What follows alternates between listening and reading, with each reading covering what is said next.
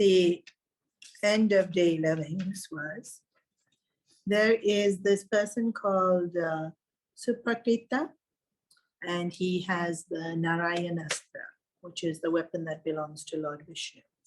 So Arjuna was challenged and he was taken into, this we definitely spoke about. Arjuna was challenged by the Samshatakas, who is quite a force on their own.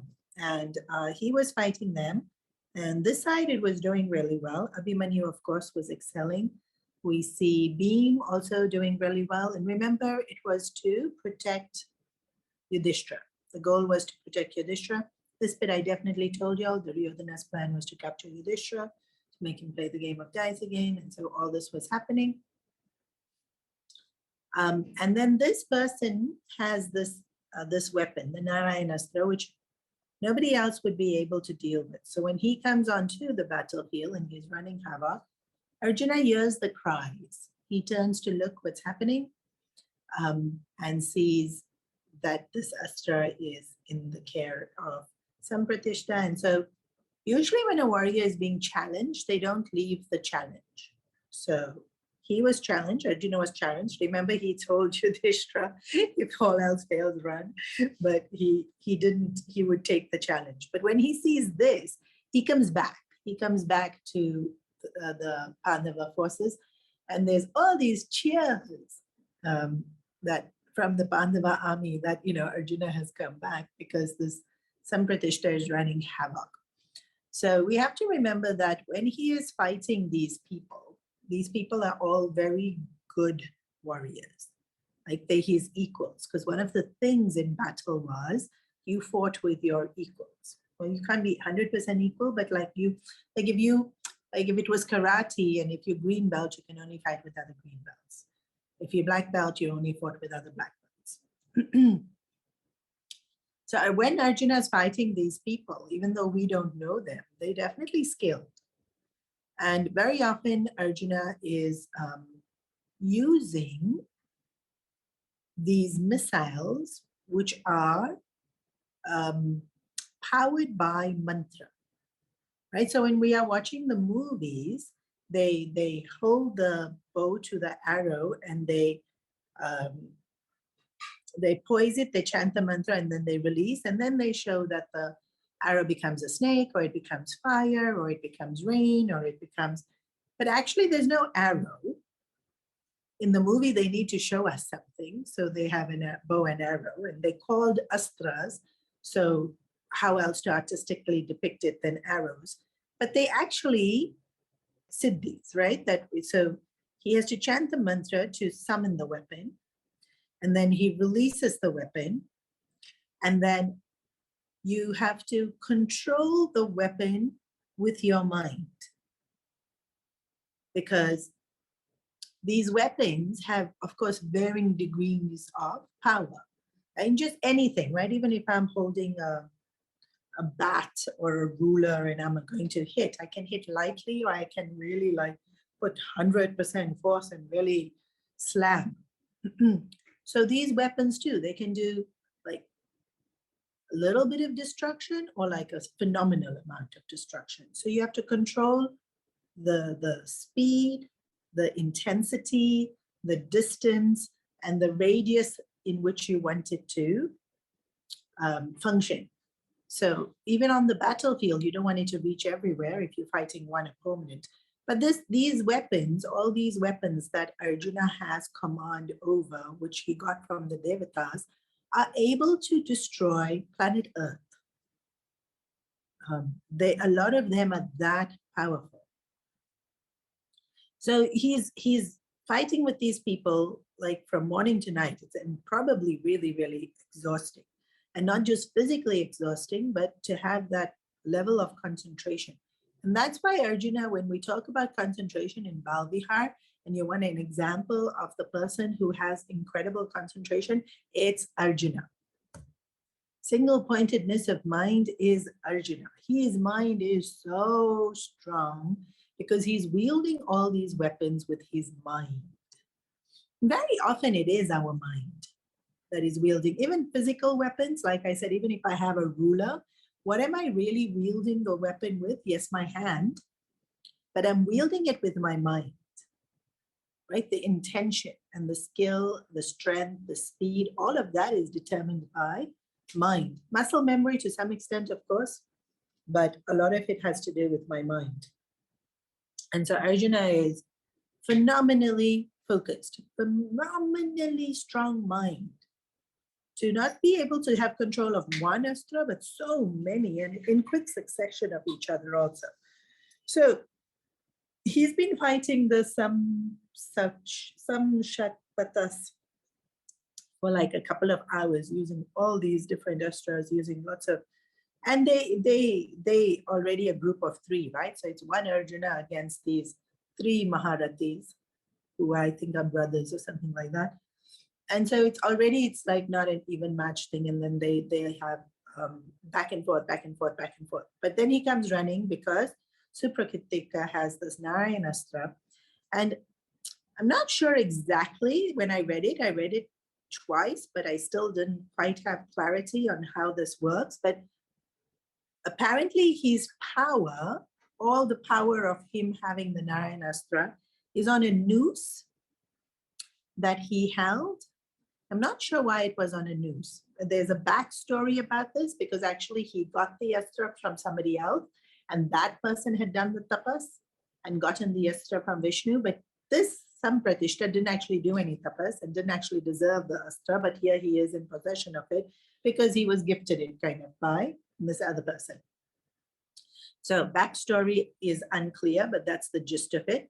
And so he's fighting, and now Arjuna has come and Arjuna fights with Supratika, and there's back and forth, and he has divine astras, so Arjuna has to be very careful and succinct in the way he fights him because otherwise too many people get hurt. And finally, Arjuna is so successful in rattling or phasing or just making him lose his cool that he throws the noose at Arjuna, which now makes him invincible. I think for as long as he had that noose, he was invincible. And did he know this? Like I said, I'm not too clear.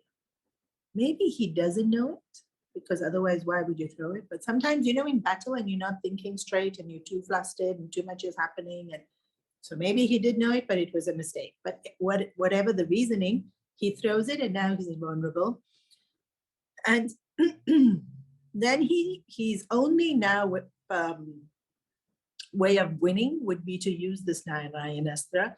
And so he shoots the Narayanastra and Krishna stands up in the chariot to receive it. So a few things here. Arjuna would have been able to deal with it. Arjuna had already gotten boons from enough people to be able to handle this and had the skill to do so. So why did Krishna do that? Firstly, it's his astra. He is Vishnu, it's Narayanastra. So it will do no harm to him whatsoever. And he wanted his astra back because it was incorrectly in the hands of Supratika. And so when the astra hits him, it becomes this garland on his neck. Because the astra recognizes its master. And it gives respect, adoration to the master. And so it becomes this beautiful garland on Krishna. And Krishna is just like smiling, hair blowing in the wind. And this is like one of the most powerful astras. Of course, it's his astra, so it won't hurt him. And Supratika is defeated. And once he's defeated, Arjuna turns to Krishna and said, "What are you doing? Why did you do that? I can handle it. And you vowed not to take part in the battle. So why are you taking part in the battle?" And in Krishna, there's lots of loopholes. He's like, "Well, I didn't take part in the battle. I just stood up on your chariot. But you standing in front of the astra means, that the astra won't hit Arjuna." And so it's interfering in the battle, so to speak. But it was Krishna shielding Arjuna, right? Like he literally stood in front because the charioteer is in front. When he stands up, he's standing in front of Arjuna so that that astra won't hit him. Actually, this is so beautiful. Like Krishna becomes Arjuna's shield. And we actually say this in a lot of our mantras, that the Lord is our kavacha. He is our shield. He's our shelter, ashray. He's our refuge. So Krishna becoming the shield, it's Krishna's weapon. The Narayanastra is Krishna's weapon. And so in a way, he won't let anything of his hurt his devotee.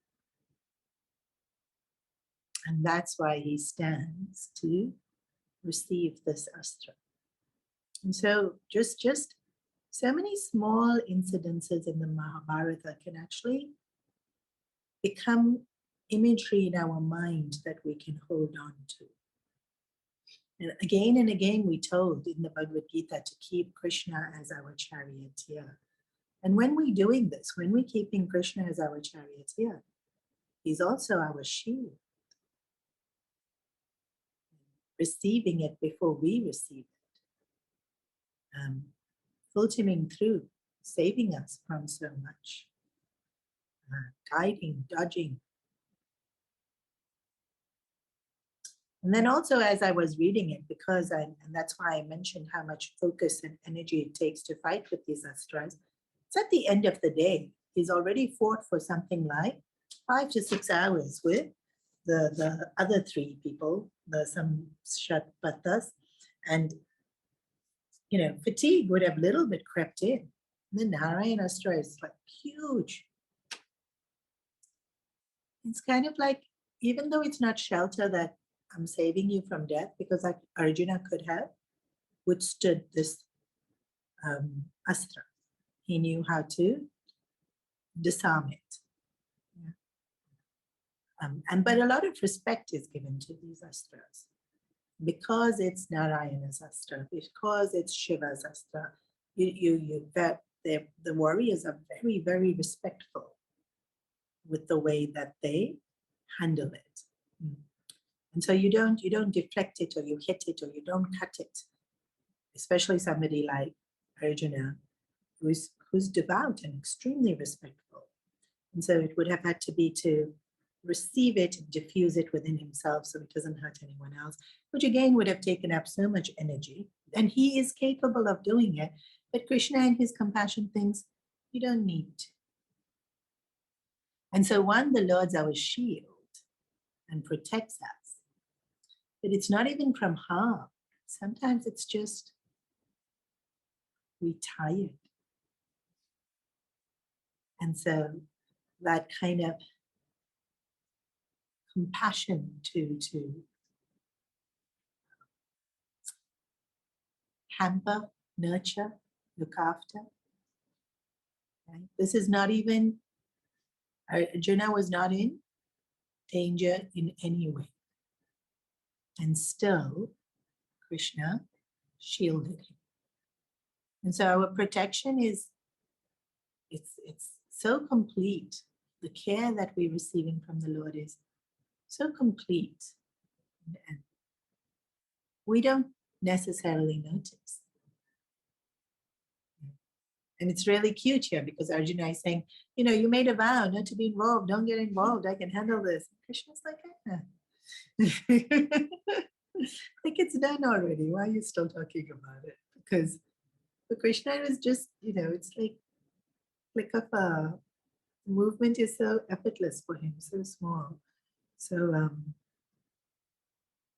and yet if Arjuna had to have done it, it would have been way more effort because, of course, the weapon is powerful. Okay, so with that, actually, day 11 finishes. That's the last incident of day 11. And I think this is now day 12. If I got mixed up in the counting of the days, I'll rectify it next week. I did read today, but I couldn't find where the days were written.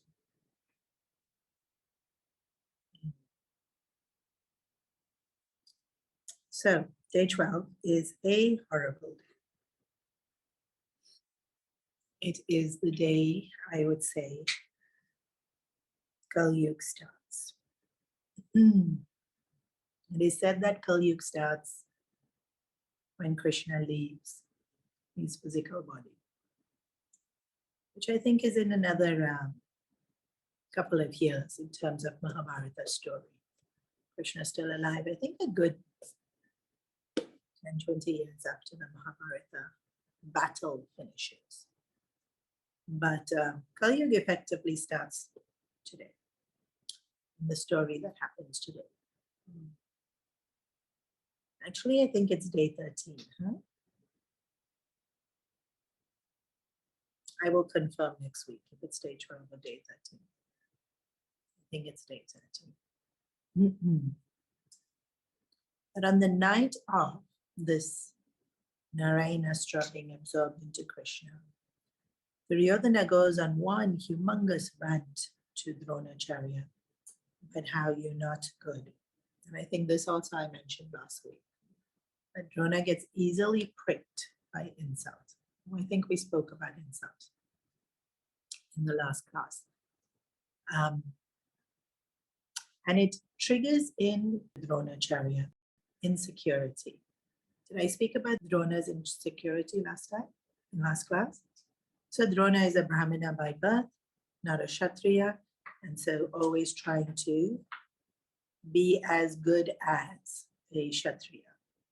And then he became friends with Drupada, who was a king, or was a prince at the time, but then became a king, and then wanted to be as good as Drupada, as powerful, as rich, as influential. And so because he wanted to be what he is not, insecurity. And this is interesting in terms of how it applies to our life. So let's say I'm not a very naturally talented singer. Me, true story, not a very naturally talented singer. And then I compete with someone it's their Swadharma. Like it comes so easily to them and they're just thriving in that. Then I'm going to be miserable. Because it's not my nature, it is their nature. And so obviously they're going to thrive in it. And no matter how hard I work at it, it's going to be, I might become really good, but maybe not quite what they are. And then there's always things like taste and things like that. So when we try to be what we are not, we will be filled with insecurities. So if somebody is very naturally talented and singing comes easily to them, and then they doing that beautifully, and I know that's not me, and I'll look for what is me, and then for me, love teaching, absolutely adore the process, and then I do that. And so maybe I'll never sing anywhere near praiseworthy, but I won't be insecure. Why? Because I'm doing what is true to me, and I will flourish in that and be true to who I am. But when I'm trying to be who I'm not, then there will be insecurities. And so sometimes even with personalities, sometimes someone's just very naturally, very friendly, easygoing. Hi, how are you? Then I can talk to anyone, anywhere about anything. We've all met such people. And then, they will have a certain charm about them and they have a certain popularity about them. And then that's not me. True story again. That's really not me.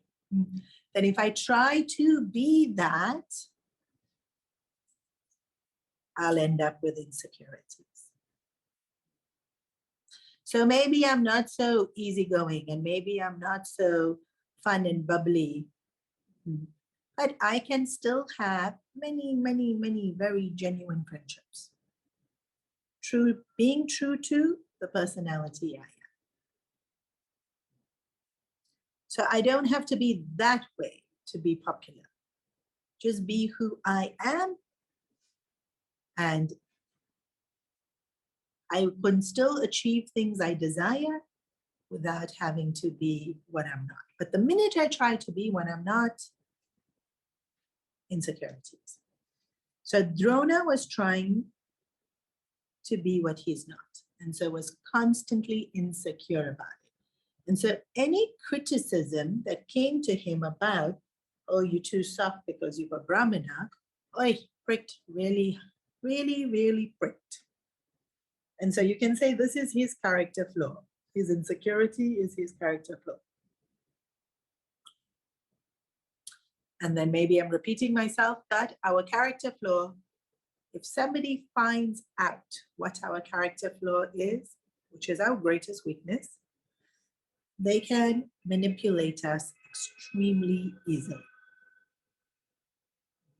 Because all they have to do is make a comment about that. Right? Arjuna's character flaw, a little bit vain. So if he was challenged and he knows it's not a good thing to take this challenge because he has to stand next to Yudhishthira, but vain, I have to take a challenge, that's his character flaw, they were able to take him away from the battle. As long as Arjuna was in the battle, nobody stood a chance to do anything to any of the Pandavas. But because of this character flaw, then some unfortunate things did happen, which we need to see today. So we ourselves need to introspect to see what is our insecurities, where is it stemming from, and we ourselves need to introspect to know what is our nature, because we will thrive when we work in alignment with what is our nature. Then again, so two things. We introspect what's our insecurity, what's our nature. And then this last point is to know our character flaw. And so we must know how we get triggered by it.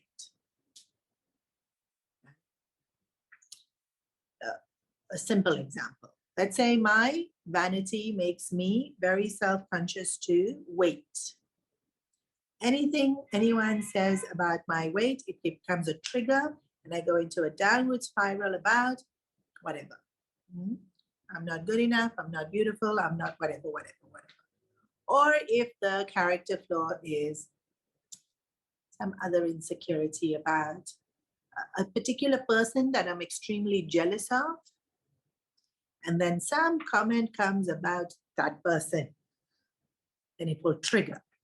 And I will say something nasty, or I will do something rash, or I will become very defensive.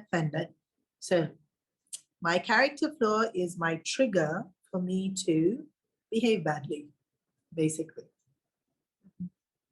So I need to know what my character flaw is, and then recognize the trigger, and then desensitize that as my trigger. So if somebody says the comment, I will react. That means I'm sensitive to it.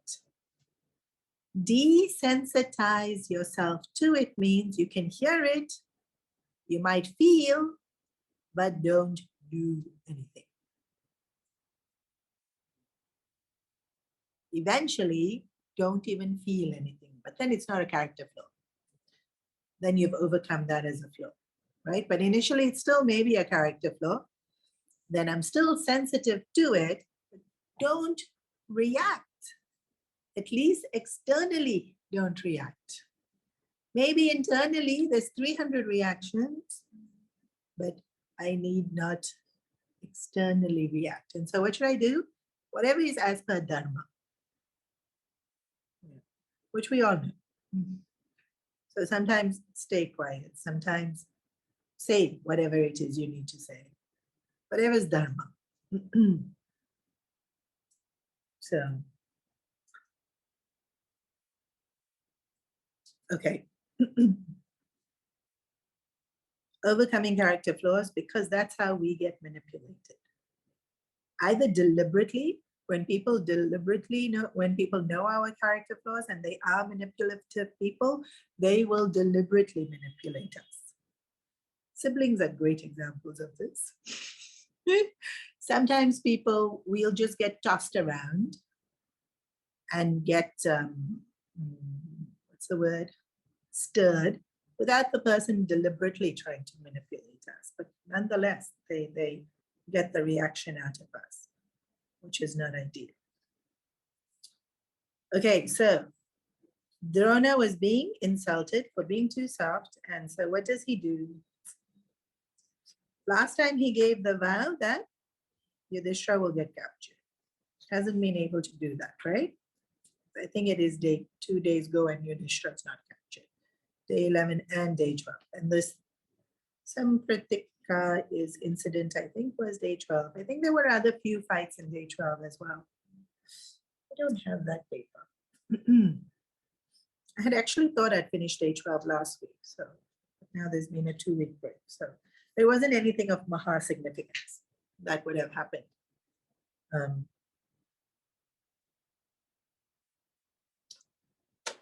So now he gives the boon or the promise that tomorrow, if I'm not able to give you one of the Pandavas, I'll leave the army.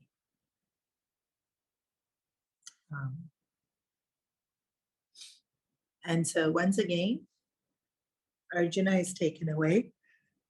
And this time, he's being challenged by the same people because he was fighting the Samshatpatas and then he didn't finish that. So of course, that challenge is still pending. And they were joined by the Trijagatas and the Susharmas. So actually, Arjuna's hands are very, very full. You need to keep this in mind as this story continues. Drona has given the boon that he will destroy the Pandavas today.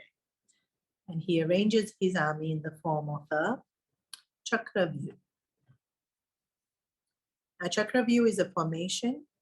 To be perfectly honest, I don't think anyone quite knows the exact formation. Even though you read the Mahabharata, it's so complicated, this Chakravyuh. Basically, it's a circle. I think it's actually the shape of a spiral. And it moves as a circle. And the formation is such that the person on the outer circumference of the circle is constantly changing so they don't get tired. But the circle moves without any gaps to be broken. It becomes like a disc that destroys everything in its path. So the Chakravyuh would have destroyed the Pandava army. This is something we need to remember. The formation of the Chakravyuh is a very, very talented, powerful one, and it would have destroyed the Pandava army. Second, we already know that Duryodhana's aim was to capture Yudhishthira and then make him play this stupid game of dice again. Which I don't know if Yudhishthira would have played at this point. I don't think he would have. But if Yudhishthira is captured, that's pretty much game over. And the war would be over. So one, the whole army can be destroyed, or two, the war ends because Yudhishthira is captured, because the Chakravyuh is effective in being able to do both those things. So when the Pandava forces look at this Chakra, and so again, Duryodhana doesn't make the Chakravyuh until Arjuna's gone out, because Arjuna knew how to break the Chakravyuh. There are 4 people at that point in time other than Drona, who knew how to use the Chakravyuh. So all in all, 5 people knew how to break the Chakravyuh. 1, Krishna. 2, Krishna's son, Pradyumna, who's not on the battlefield. He is ruling Dwarka because the army is on that side, Krishna is on the side, somebody has to look after Dwarka. Pradyumna is with his mother, Rukmini, in Dwarka. 3, Krishna, Pradyumna, 3, Arjuna, 4, Abhimanyu. Well, Drona. But Drona didn't realize Abhimanyu knew how to get into that, right? And 5th is actually Abhimanyu because people didn't know he knew how to get into the Chakravyuh. So, backstory. Arjuna was in bed with Subhadra, talking, lounging, after dinner, husband, wife, telling her about his day. And so he's telling her that he had this amazing lesson with Dronacharya and he learned about this Chakravyuh and how interesting this Chakravyuh and how intelligent it is and how cool it is that he's learned it. And so he's describing in detail what the Chakravyuh is and how to get into the Chakravyuh is very, very difficult. But he's describing to her, who, Subhadra, his wife, who is lying on him or on the bed, listening to, husband going on about his day. She is at that point in time pregnant with Abhimanyu. Abhimanyu is in the stomach, listening very attentively to Arjuna describing how to get into the Chakravyuh. Arjuna is talking, minuscule detail because he's so excited. And then he looks down at Subhadra, who's fast asleep. Because she's not particularly interested in warfare. She is pregnant. It's probably at the end of the day. She fell asleep. So Arjuna thought, so why am I talking? And he stops. So he had explained how to get in. He hasn't explained how to get out. Abhimanyu's learned only this first bit, and nobody else really knew that Abhimanyu had learned it because he had learned it while he was in his mother's stomach. While they were lounging around with Arjuna explaining to Subhadra, who wasn't paying attention. And this is one of the most often quoted stories about how prenatal education is so effective and so powerful because Abhimanyu learned how to go into the chakras. So here we are, 16 years later, he's out of his mother's stomach, he's on the battlefield, there's a Chakravyuh in front of them, and Yudhishthira remembers Arjuna in passing saying, how cool is it that Abhimanyu heard me while he was in the stomach? So Yudhishthira calls Abhimanyu to him and says, I believe you know how to go into the Chakravyuh. Will you lead us? And Abhimanyu pauses before he replies because you must remember, Abhimanyu doesn't hesitate for anything. Fight Bhishma, he fought. Bhishmacharya, he would fight against Bhishmacharya. Fight against Dronacharya, day 12, he fought against Dronacharya. Anyone that came in front of Abhimanyu, he was a really worthy opponent. He didn't hesitate to fight against anyone. In fact, he's often been able to kill people, but he doesn't because Bhim has vowed to kill them or Sahadev has vowed to kill them. So he could have killed Shakuni at one point, but Sahadev had vowed to kill Shakuni. He could have killed quite a few of Duryodhana's brothers, but Bhim had vowed to kill them. And so, but lots of other people he had not only defeated, but had destroyed. As a warrior, he was phenomenal. So for him to hesitate, why would he hesitate? So he says to Yudhishthira, I know how to get in, I don't know how to get out. And Yudhishthira says, but we are with you. We'll be right behind you. And so he lists, me, Bhim, Nakula, Sahadev, Satyaki, Drishtadyumnu will all be with you. So we'll go into it together. And then Bhim actually immediately replies, and we'll break it. We'll break the Chakravyuh, so you won't need to get out because we'll break the formation once we are in it, which you would have been able to do. Once you penetrate into it, you can destroy the formation. It cannot be destroyed from outside, but when you are inside, you can destroy it. Once it's destroyed, then it's just a normal battle, right? People are just fighting with each other the way they would normally fight with each other without this formation. So Abhimanyu thinks, well, that will work, right? If all I need to do is get you in and we can break the formation and nobody needs to get out, then that's fine. But he says an interesting line that when he's describing how he couldn't get out, he says it would be like an insect rushing towards fire because I don't know how to go out, get out. The minute he's told that they will be right behind him, he's fearless once again, and he was happy to do it. In fact, he's so proud to be given this honor to lead the entire Pandava army. The 16-year-old boy is leading the whole Pandava army. So they literally are standing like in triangle formation with Abhimanyu in the front, Yudhishthira and Bhim right behind him, like literally right behind him. And he even says, today I will show the world how proud I will make both my father's and mother's lineage. What it means to be Arjuna's son and Krishna's nephew.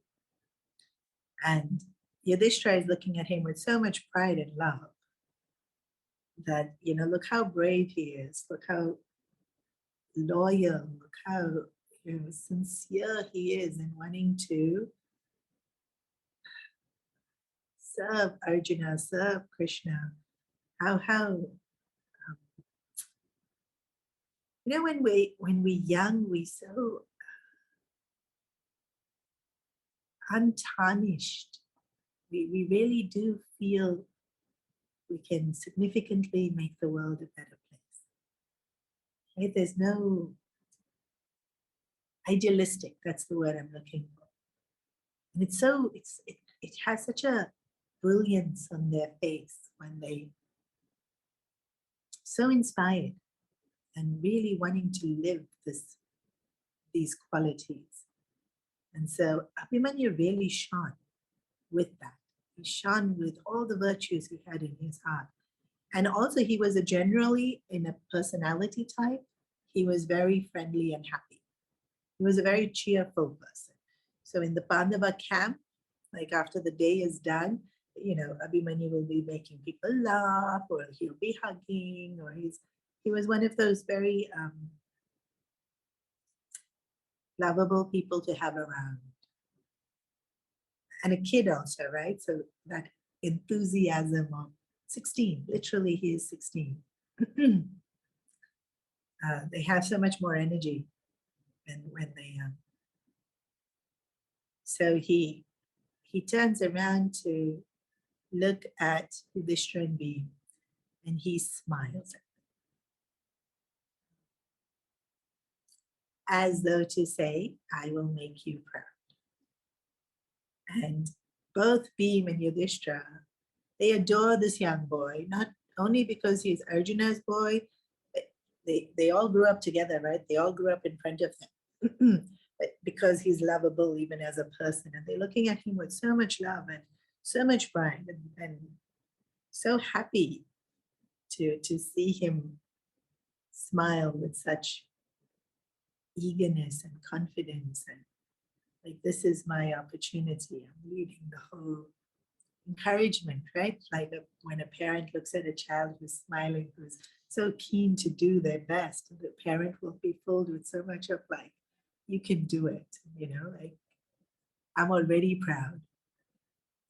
And literally both Bhim and Yudhishthira are looking at him like this. And he goes in to the Chakravyuh and they following very closely.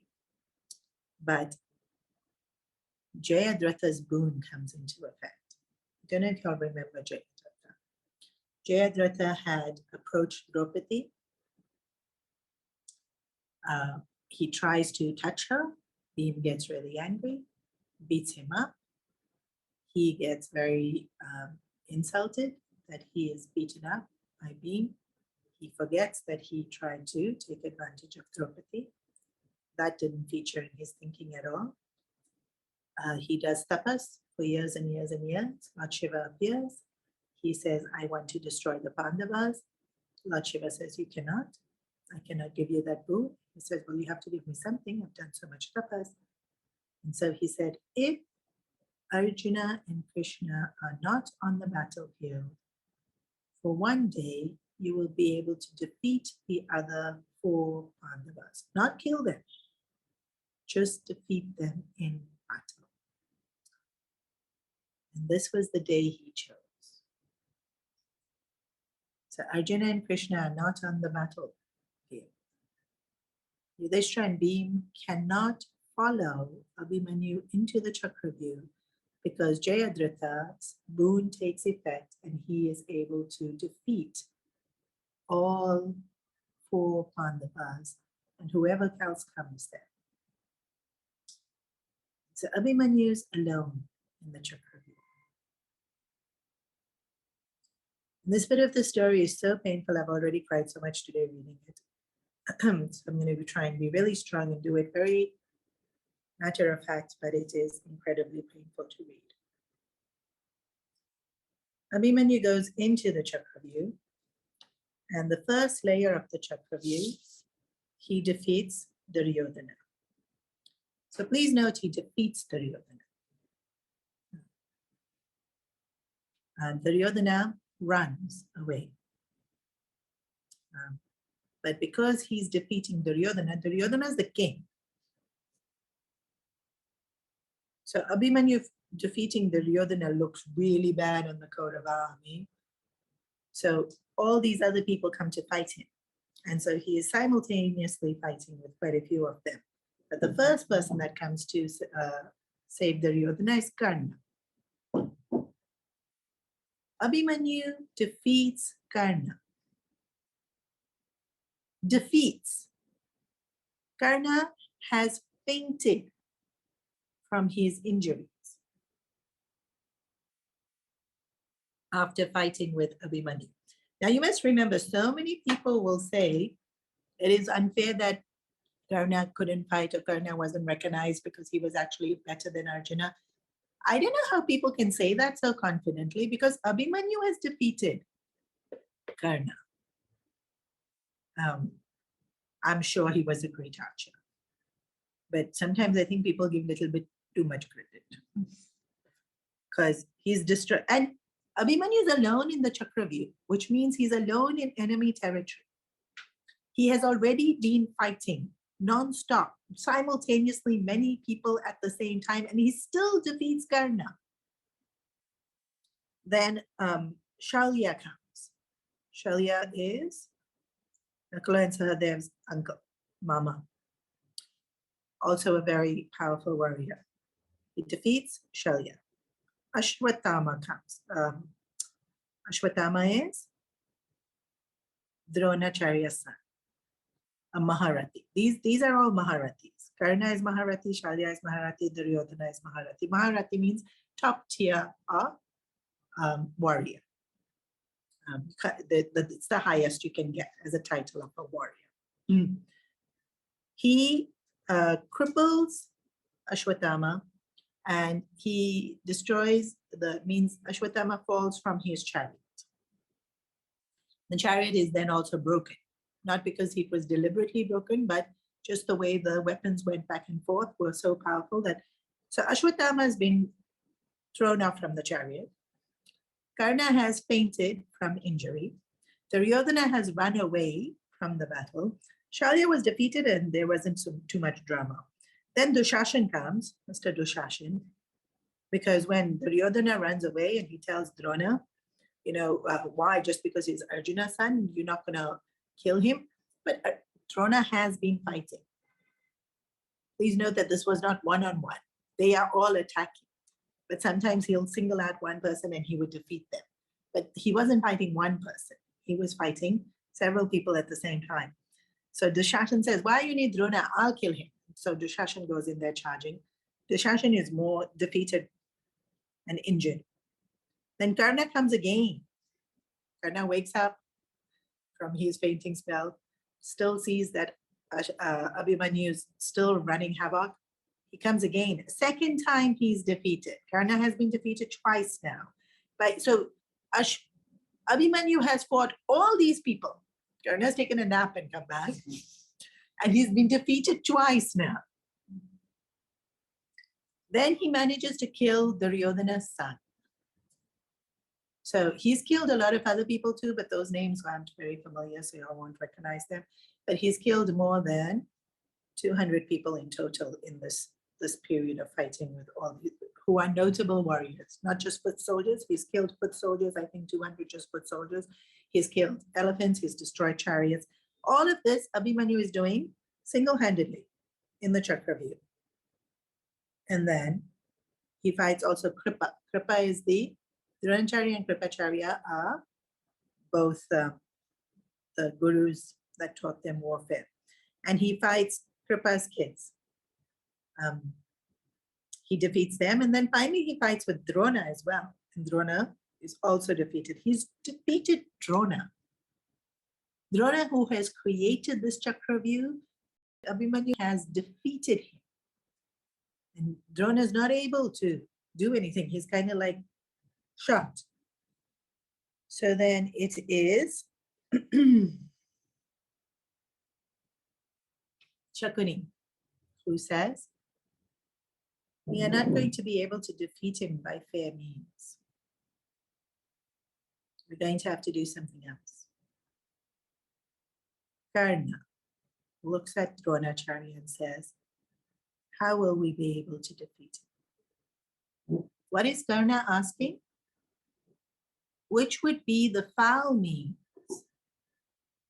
the unjust way of doing it, but it should work to defeat him, because he's so skilled that even if you use just any, he would still be able to defeat you.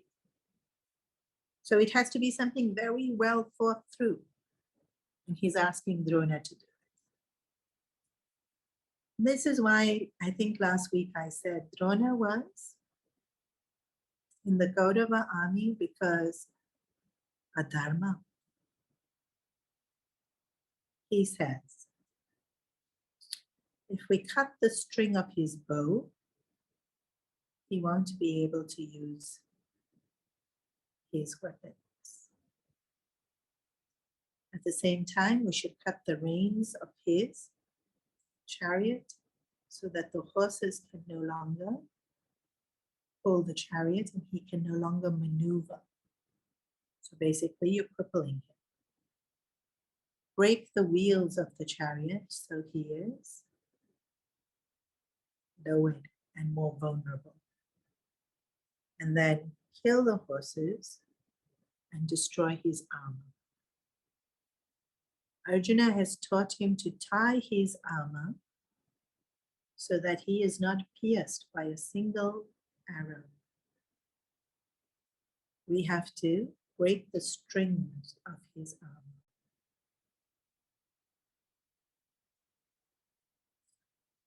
So, Karna,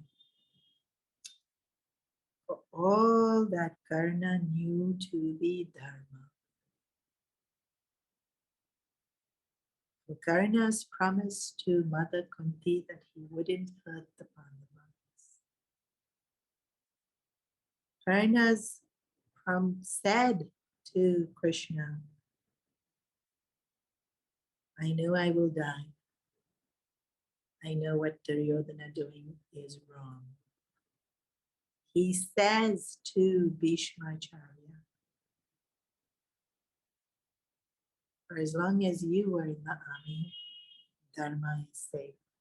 Karna, who knew so well, Karna, who was so capable of following the path of virtue, Karna is the one who goes and stands behind Abhimanyu and shoots the strings of the arrow. So now you can't use it. Without a string, you can't use your bow and arrow.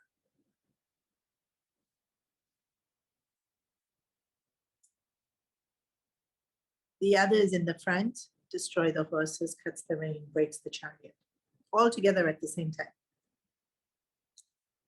And then Abhimanyu does this funky move, which sounds like in today's movies, in like Matrix, when they jump in the air and time freezes, it sounds a bit like that, because they say he jumps into the air and is able to stay there. And the technique is called Kurukshetra. He whips out his sword and he's using the momentum of the sword to create the ability for him to stay in the air, because his chariot's destroyed.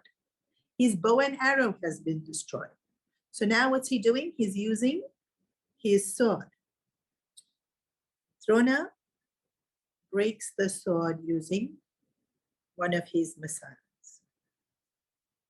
Abhimanyu lands, and Abhimanyu at this point knows he's going to die. Because by now, Karna, again it's Karna. When Karna gave away his kavacha, when he peeled it off his body, we felt so bad for him. He knows what it's like to give away your protection, but what does Karna do? He removes Abhimanyu's armor. He shoots the strings that are tying the armor together. So now Abhimanyu doesn't have weapons, doesn't have armor, doesn't have a chariot. Leave him alone now, right?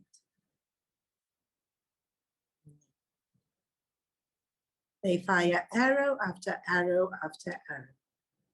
And at this point, Abhimanyu looks at each one of them. To Drona, he says, "You called yourself my father's guru. Is this what you teach? My father said you were noble.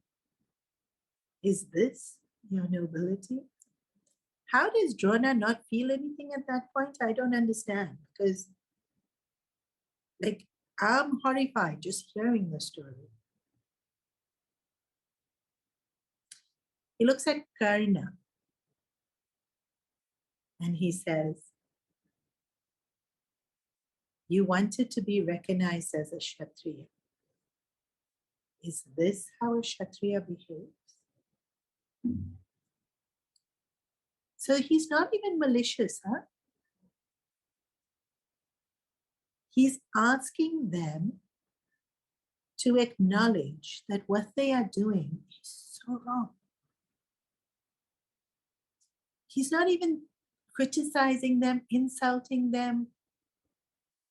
He's simply stating truth. And the scene is so similar to Draupadi in that court, because all Draupadi was doing also was reminding them of what's Dharma. Because this is the incident where you watch Dharma crumble. In that game of dice, when Draupadi was insulted in that way, all she did was try to remind them that this is a Dharma. Don't give in to it. And Abhimanyu here too.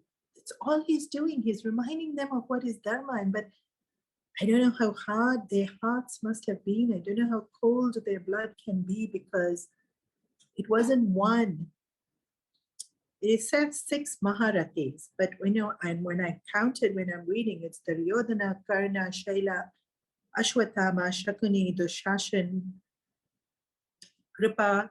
Kripa's kids, Duryodhana's kids, Dushashan's kids.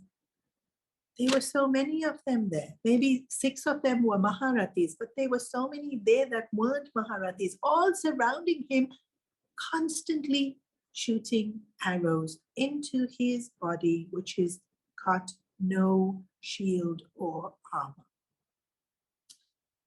And then he still picks up this wheel from the chariot. He remembers Krishna picking up the wheel and running towards Bhishma, and so he picks up the wheel and he's still defending himself using the wheel. Finally, he picks up a mace and Dushashan's son attacks him and they're fighting. And by this point, he's got so many arrows in him and he's been fighting so many skilled warriors and he's really, really tired. And at this point, the thoughts that are going through Abhimanyu's head is narrated. And the first thing he thinks is, Father, Arjuna, I know you will avenge my death.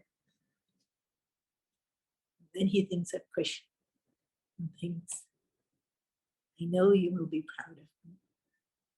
I know I've done my best. Then he thinks of his mother. He says, my greatest sorrow is the pain you will feel. I wish I could tell you, I feel none. Then he thinks of Yudhishthira and Bhima, because he doesn't realize that was goodbye. But when, at that moment, he didn't realize it was goodbye. And he says, you all smiled so sweetly at me. This is going to hurt you all the most. I wish I could tell you not to feel bad. And in this way, in his mind, he's saying goodbye to everyone. And you know, our minds are powerful. Abhimanyu's mind would definitely have been powerful. And so in some ways, I'm sure the message would have reached different people. And then finally, his mind goes back to Arjuna and Krishna as he receives his last blow.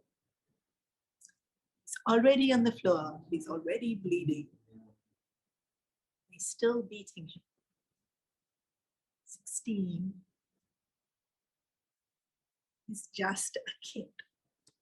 And they were so incredibly merciless towards him. When he dies, when he does breathe his last, you know, the Kshatriya tradition, when somebody fights well, you praise them. When the battle's defeated, you honor them as a great warrior. They've done this with other people that have fallen.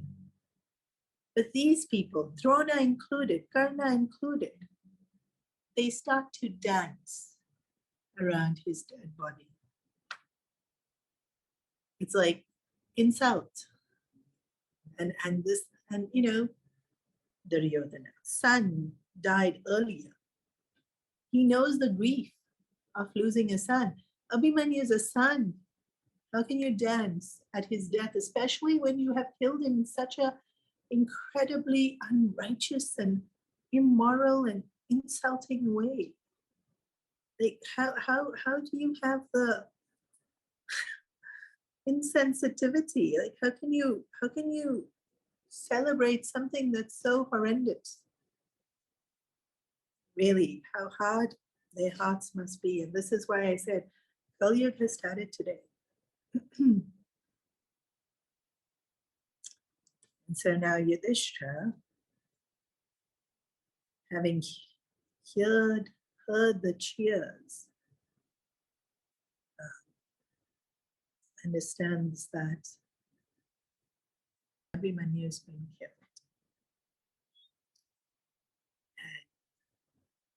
And the minute Yudhishthira realizes Abhimanyu has been killed, his pain is so overwhelming that he faints. And at this point, Arjuna doesn't know anything.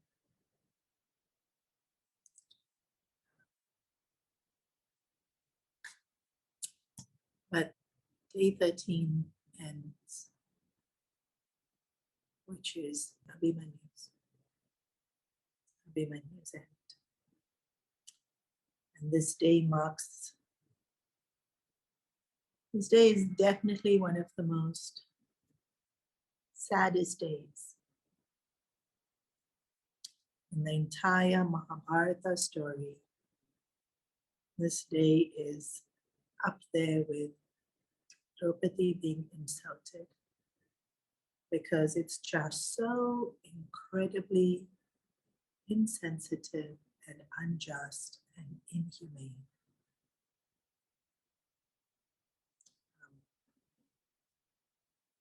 So everything takes a turn. Everything takes a turn from this moment on. And we'll see.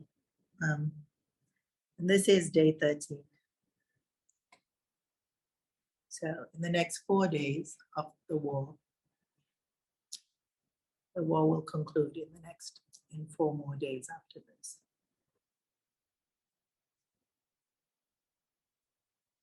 We'll pause. Next week's class will definitely be better. Promise it won't be so sad because there's nothing else that happens that's as sad as Abhimanyu's death.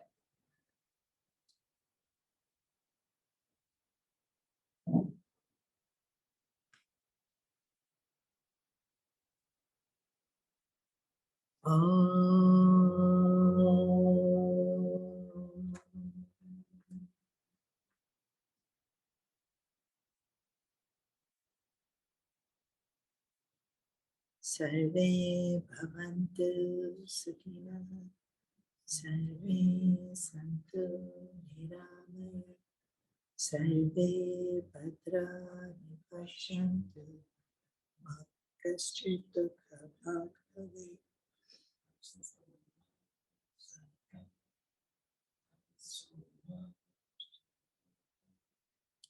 Mrityorma amritam tamaya. Om Purnamada Purnamidam Purnam Purnamudachyate Purnasya Purnamadaya Purnamevavashishyate. Om Shanti Shanti Hari Om.